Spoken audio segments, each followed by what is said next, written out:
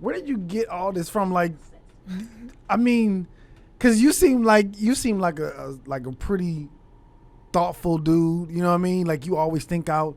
Okay, let me plan this out first. A, B, C, and this is what it's gonna look like. You know what I mean? Yeah. Have you always been like that? Yeah, for the most part, actually, you know what I'm saying. Since like football and high school and stuff, man. Like I had a desired result that I wanted, and I did things differently than the people at my school, and my results was different. You know what I'm saying? And I was end up being like a better player, essentially. How you know so? What do you mean?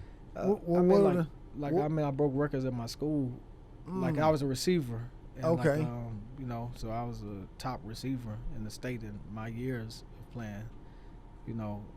So that's what I mean by that. You know what I'm saying? Like I was a. What were you doing different though? Oh, I mean studying. Like it's crazy, man. I was just talking to somebody about this, where I think Hard Knocks training camp was kind of recently started in like 2000, maybe 10 or 9 or something. Mm-hmm. Probably 09, 08. And it was like the Bengals Hard Knocks or something, and like Chad Johnson was on there, and I liked him. And so we had DVR. Man, I watched his practice through Hard Knocks training camp, rewind it, look at his steps, look at his releases. I would go practice them. Anytime I watch a football game, receiver score a touchdown, I'm telling my dad, man, rewind it. I'm getting the remote, rewinding it, looking at the route, looking at what he's doing, looking at stuff like that, and I'm going outside of practice and outside of normal hours and doing that. I'm doing 100 push-ups and 100 sit-ups a night after workouts, after school, every day. On Saturdays, I'm at the school. I'm pulling the sled. I'm running with the sled. I'm running routes to a point to where the team follows me, and they like, all right, everybody, we need to do what Trevor doing. Let's go participate with them, because it's. I'm pretty sure what you can start seeing when you day in and day out with that type of consistency is a separation amongst average and the ones, so to say. You know what I'm saying? Mm-hmm. And doing that and doing certain catches, a certain amount of catches a day, a certain amount of touches, like stuff like that, man. That's what separate people, that daily input. You know what I'm saying? Yeah. And so I learned early on, fortunately, like what happens when you think forward, when you got a vision, when you create a plan to get there, and what it looked like to successfully complete it. And when you get that feeling, and when you accomplish those things and have a sense of accomplishment and a pattern of doing it, really can't nobody tell you nothing. Like whatever you want, you just go get it, because I understand that I can devise a plan and execute it step by step, put it together, and as long as I have the will and determination to do it, as each step get checked off, I'm in here. And like that's just how my life worked. I developed that early enough to be almost 30 now, man, and it's just a beautiful mindset, because people don't understand most of the time. Yeah. I even said it in a song on one of these things. What if I tell you I'm a genius and most people don't understand the way I think or look at things, so I got the upper hand. So it's just like people don't get it most of the time unless you get it. You know what I'm saying? Yeah. You know what I'm saying? I understand that, man. And what I'm sitting here, because I'm looking at you now, and once you say that you like a football star or a football player. Okay, I'm like, listen. No, not star, football player. I don't want to claim that here. Football player. I'm seeing like, okay, I can see you being this football player and really dedicated. And for somebody like, when did that become not an option for you no more, where you're going to pursue football? At what point did you go to college for football? I got recruited and I had opportunities to get scholarships. I turned it off in high school, man. Like, what made you turn it off? I was doing it really truly for the wrong reasons. Like, it wasn't a true passion for the game, really. It was just to be noticed at the time. Like, my living situation, not living with my biological father or my mother as a child, and just wanting to be valued to a sense, you know what I mean? And so I went harder to be the best, because I know everybody want to be associated with the best, or you know what I'm saying? And so once I came to my senses, so to say, I was like, this ain't really what I want to do. I was just, acting out.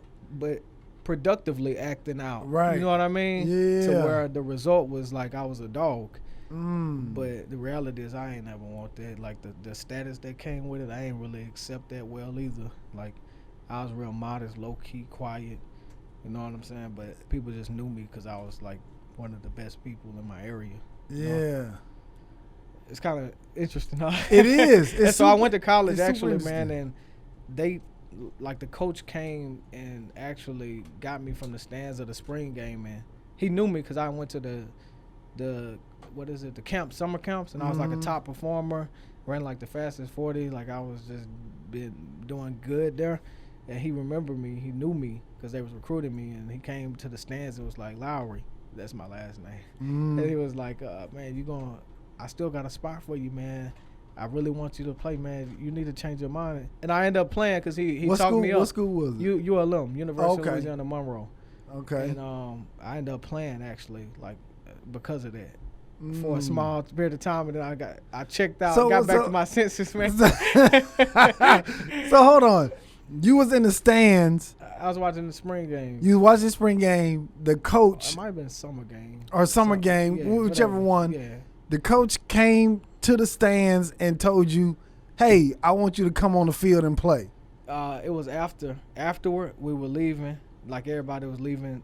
The players have an opportunity to mingle with people because it's not like the real season. Right. And I was amongst the players like down by the stadium entrance where the football players go in, and the coach, I knew him. And so it was afterward, but yeah, he was like, hey man, hey, come here, like come play. I still got a jersey open, a locker open. If you want to play, you just let me know, give me a call.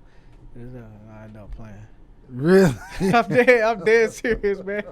Man, shout out to Coach Applewhite, man. Oh, damn. Yeah. So that's how that happened, man. And you played how many years? I did 2, but I ended up stopped playing. Then I ended up going back and playing again. I was like indecisive. Yeah. Because once I put in so much work with football, to be honest, it's like, damn, it was kind of different adjusting to life without it. Going to school, understanding now that I wasn't ever doing it for me anyway.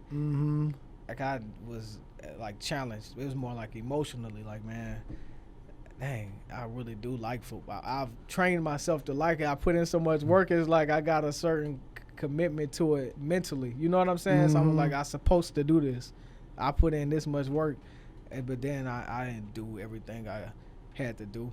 Like, you know, because I wasn't all the way bought in. So I got there, and when you get to college, it's not like you got to start over. And if you want to be the best, you got to become the best all over again. The talent level is higher, so you don't just walk in most of the time and you just like that guy. So you know what I'm saying? I was going to have to put in a certain level of work again to become the top of that. Yeah. And I was like, as I got more acclimated with the schedule and how life looked as a college ball player, I'm like, dog, ain't no way. 5:30, don't get back to 7 after. If you got to study hard, 8:39. Like, you live, eat, sleep, breathe football, man. That's why I feel like players should get paid. I wanted to pay players, people. Like, man, it's a job, man. They get paid now. People don't realize, well, that's a real job, man. Like a real deal. You got to think about everything you do in football before you make a decision. Yeah, godly. Yeah, man. And that's crazy. What if you would have got NFL people talking to you and your heart wasn't in that? That's what I'm saying. That's why I had to stop. Like, I had to stop because the reality of it too is, like, I'm taking somebody's spot because they let me be on a team and I'm going through the motions every day, and that's really not fair. You know, like, if I ain't gonna give it my all and y'all putting y'all time in it, we wasting time. You know what I'm saying? I'm wasting somebody's spot. I'm wasting my time. I know that I will not go pro under any circumstances. Why? I just didn't love football enough to.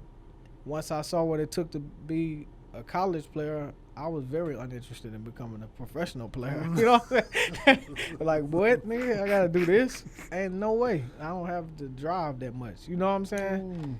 And so I knew I needed to let it go. I held on to it a little too long, to be honest. But I knew I needed to let that go, man. Wow. Thank you for tapping in with us. In order to see more clips like this, check out this video here or check out this one here.